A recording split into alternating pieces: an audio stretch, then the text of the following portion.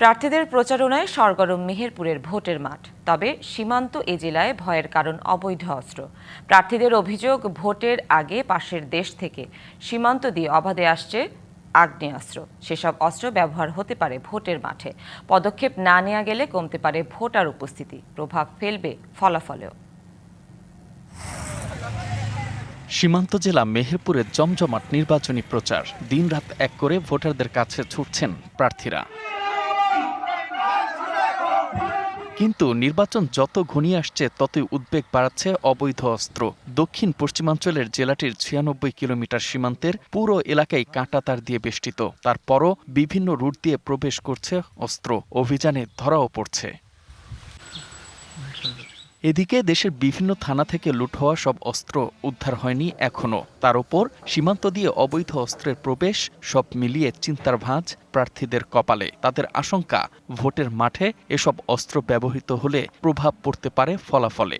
নির্বাচন বিরোধী শক্তি অপকৌশল আনবে নির্বাচনকে বানচাল করার।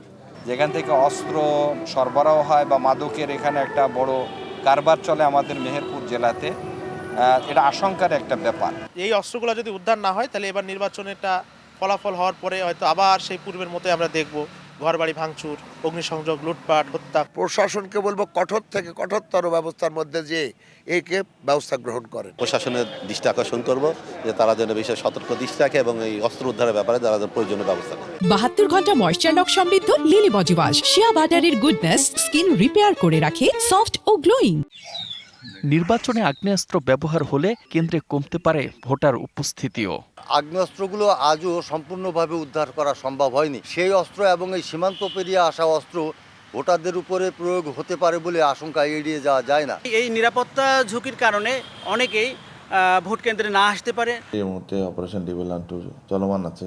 যারা নির্বাচনে বাধাগ্রস্ত করতে পারে বা যাদের প্রিভিয়াস এই ধরনের ব্যাড রেকর্ড আছে তাদেরকে আইনে আনার বিষয়ে আমরা ইতিমধ্যে আইনশৃঙ্খলা বাহিনীর সাথে কথা হয়েছে। অবৈধ অস্ত্র উদ্ধার এবং সীমান্ত সুরক্ষিত রাখতে তৎপর রয়েছে আইনশৃঙ্খলা বাহিনী।